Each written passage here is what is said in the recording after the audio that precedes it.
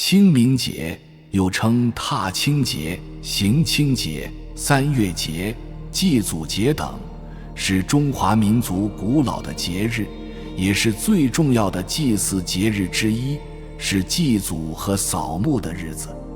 关于清明的起源有多种说法，但最为常见的是与古代农耕文化和气象变化有关。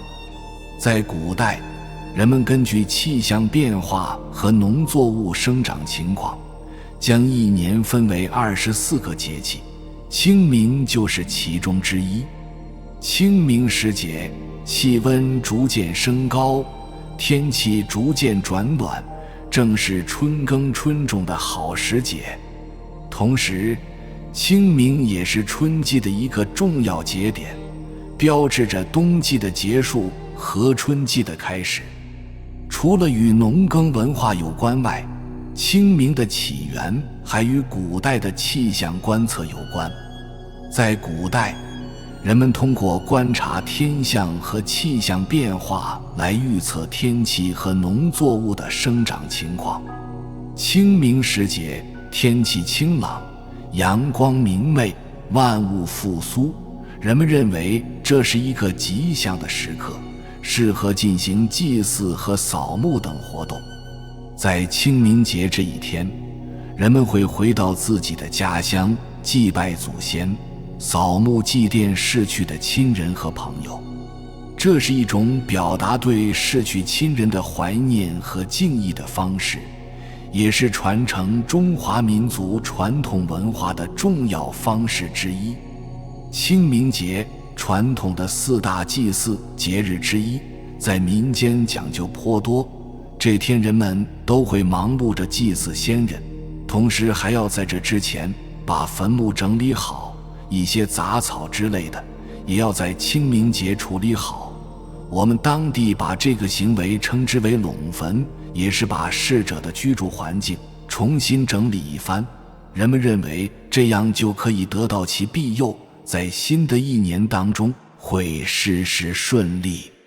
在清明节祭祀的时候，不同的地方有着不同的讲究，比如在时间上就有前3后4的说法，而且在祭祀的人也有说法，比如4人不上坟等，这些都是清明节祭祀需要去讲究的。当然最为重要的还是上坟3不烧。老话有清明上坟3不烧，烧了子孙福气散，3不烧纸啥，别坏了规矩。这句话意思比较的简单，在清明上坟的时候，有的东西是不能随便去烧的，这样子孙反而是得到福气。那么具体的3不烧指啥呢？老传统可别丢了。1. 拍的照片不能去烧。生活当中人们也有这个讲究，很多的东西都可以烧掉，但是很少有人去烧照片，都是用剪刀把它剪掉，然后扔掉。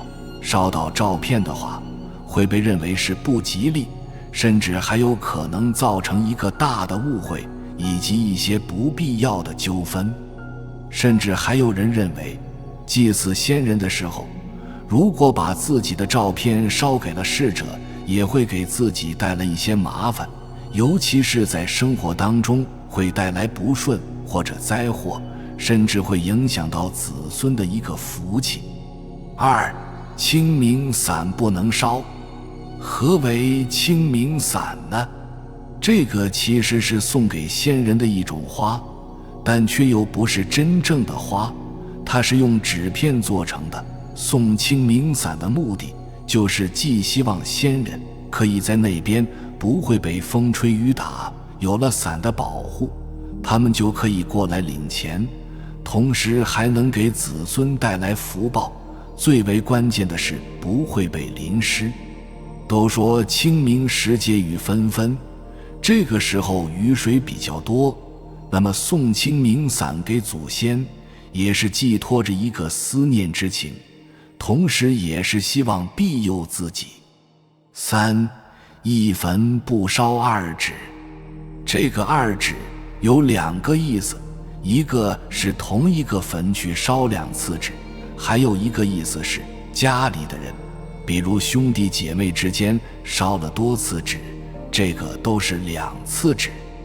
要知道，在以前，人们最为看重的就是家人之间的血缘关系，最不希望看到的就是亲兄弟姐妹闹得不可开交，烧2纸也代表着家庭的一个不和。因此，在清明节扫墓的时候，最好是家族内部商量好，然后一起去上坟，这也表明了家庭之间的一个团结，那么祖先也会更加庇佑家里，人丁兴旺，事事皆顺。